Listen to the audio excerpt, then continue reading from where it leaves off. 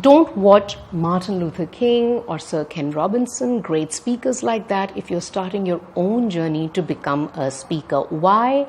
Welcome to Thank God It's a Story Saturday, a weekly video series where I share stories with you that you can use to make your messages connect. Today's story is a story that I picked up from watching a conversation between Malcolm Gladwell and Adam Grant.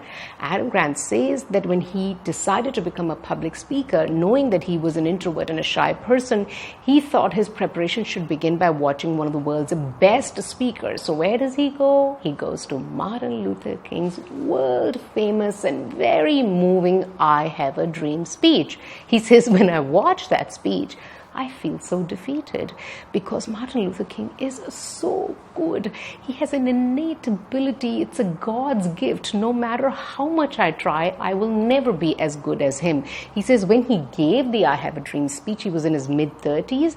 And when Adam Grant was looking at this video, he was in his mid-20s. He said, I might as well just give up.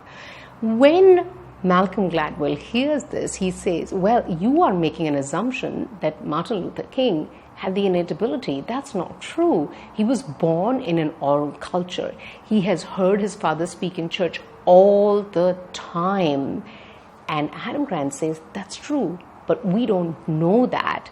We have an unfortunate access to people's greatness, and we don't know the distance that they have traveled. The truth is that Martin Luther King started attending public speaking competitions when he was 15 years old, and by the time he gave the I Have a Dream speech, he had had 20 years of deliberate practice. In the year that he gave the I Have a Dream speech, he had given 350 other speeches.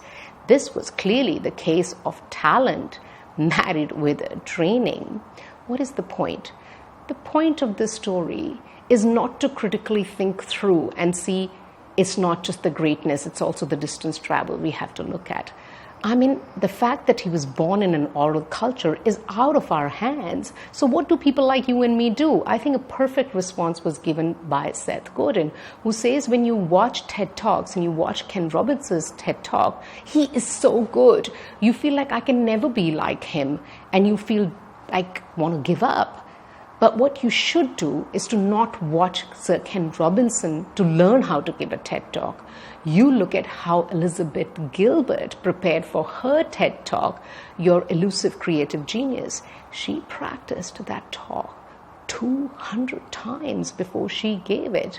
Practicing it at 200 times is in our hands. Being born in an oral culture is not in our hand. Stay storied. I'll see you here next Saturday with another story.